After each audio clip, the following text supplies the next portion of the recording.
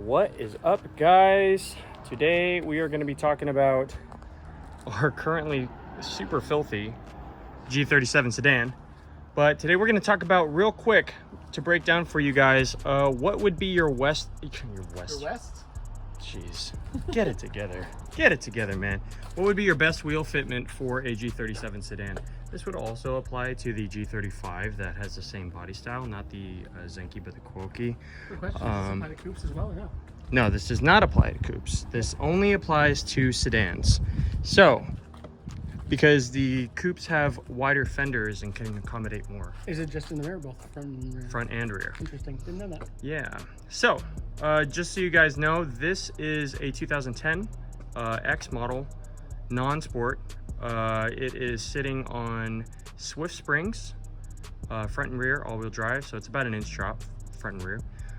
So if you guys take a look here, you can see that the wheels are pretty flush as far as like what you would expect. As far as like how much they stick out, like they're pretty good. They sit in such a way that I can run a fat tire.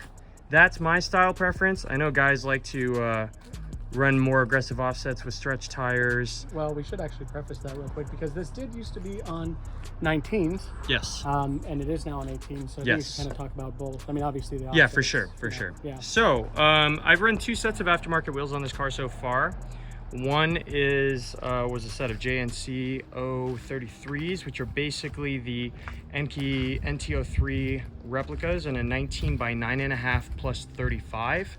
I was running them with a 255 40 19 tire, and these are now Vordovan Form 9s, or Work Emotion CR Lies, as we like to call them. Yep. They are all one size down in diameter, but the exact same width and offset. So they're an 18 by 9.5 plus 35, and they have a 255 45 18 on them.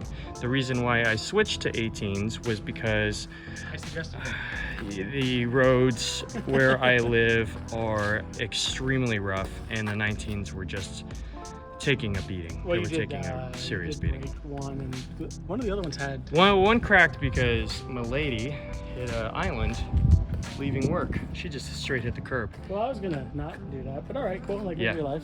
Yeah. So, now, that establishes your baseline for an X sedan. Let's say you have an X sedan, you need to keep your wheels set up square, and you can only run the same width and offset on all four corners. Go with a 9.5 plus 35. Let's say you wanted to bump that up to a 10. You could bump it up to a 10, but you have to increase your offset to like a 40, 41, 42, something like that. If you wanted to go...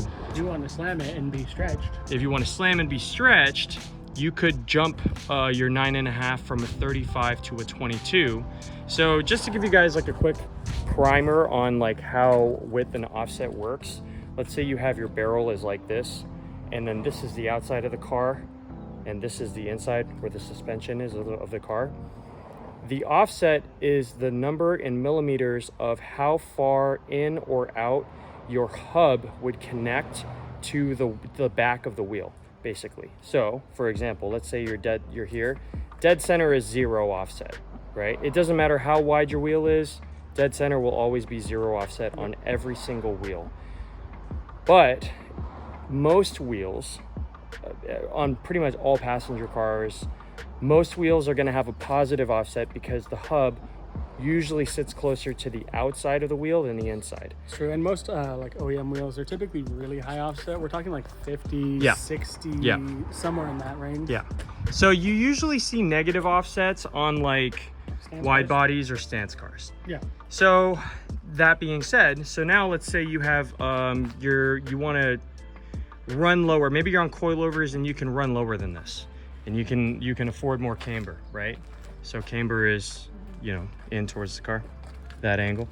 Let's say you can afford more camber and you want your wheel to stick out more. You could jump your 35 offset to a 22. That means that your wheel, if let's say you're a 9.5, your wheel is going to stick out 13 millimeters more. But if you're lowering the car more, you're gonna afford more camber. But you will have to stretch your tire because you are going to need a little bit of that roundish sidewall to get clearance into the fender. Or really heavy roll and body pulls, Yeah. stuff like that. Yeah, you can flare or radius your fender, pull it, however, whatever you feel like you need to do. But for a stock Fender G37 late model G35 Sedan, this kind of is perfect. Now let's say really quick, just to touch on the rear wheel drive sedans. Let's say you're running a staggered setup. Let's say you want to run a 9.5 in the front and a 10.5 in the rear. If you run a 9.5 in the front, you stick with your plus 35 if we're talking about this type of fitment. Your 10.5 is going to bump you 12 millimeters in your width. Therefore, you have to add 12 millimeters in your offset. So your 10.5 is going to be somewhere along 47. So you'd have a 9.5 plus 35, 10.5 plus 47. If you wanted to bump up to an 11, you'd have to go 18 millimeters more aggressive. This is where the math is easy for me because I love calculating widths and offsets.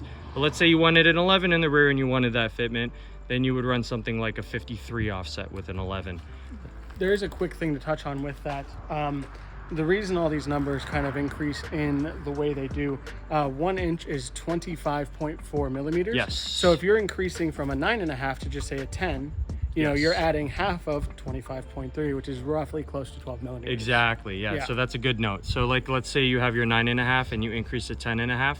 It's increasing on both sides. Exactly. So the offset is calculated by basically the adjustment in offset is calculated by half of the increase in the width. Oh, it sounds so complicated, but it's not. It's really just not. Half of 1 inch on each side. Yeah, it's really not if you just kind of look at it and feel it, understand it, all that stuff. But yeah, I think that's. If we're talking about getting really slammed, you can definitely go more aggressive than that. I've seen guys running like, 11 plus 15s and stuff like that. These guys are, slammed on air. It's just the amount of work you have to do to kind of achieve that sort of fitness. Yeah, there's definitely going to be a lot more. Now, let's say really quick, as kind of a let's touch on OEM quality fitment, or let's say you're running OEM ride height. I feel personally that I've gained about a half an inch of camber with the drop, and I've probably afforded somewhere around 6 to 10 millimeters of negative offset afforded by the drop. So basically, if you guys wanted to have this same fitment on stock springs and you were on a 9.5, you'd probably run somewhere around a 9.5 plus 40 instead of a 9.5 plus 35. Yeah, and the reason otherwise you'll poke. You should get in for that. As you lower the car, the suspension starts to come up, and it will change the kind of area where the hub is going to actually mount. Yeah, you'll increase your camber, which basically pushes the tops of the wheels in towards the fender. But as you raise the car, it does this, which means that, let's say I had these which fit great right now, but I took them off, they would go from, like, let's say here to here, which means that they would start poking out the fenders. Do you remember the FC before we put the BCs on it? Yeah. The fronts were positive camber. Oh yeah. They were. At stock height, they were positive camber. It was crazy. Yeah. But yeah, actually that's a good reference point. Well, it's not there anymore. No, but this just gives you an idea of what we're talking about. So these wheels on the FC are 17 by 10 plus 30s. They are, as you can see, stretched. We have a lot of camber. Yeah, I maxed out the camber plates in the front, so it should be about -4 or 5 degrees. That's it's a pretty decent amount of camber right there. Yeah. You have a stretched tire in order to clear the fender, especially in the back. You can see right here. Yeah, the back fitment has to do that. Basically, as the suspension compresses, it's going to be pushing up and in towards the fender.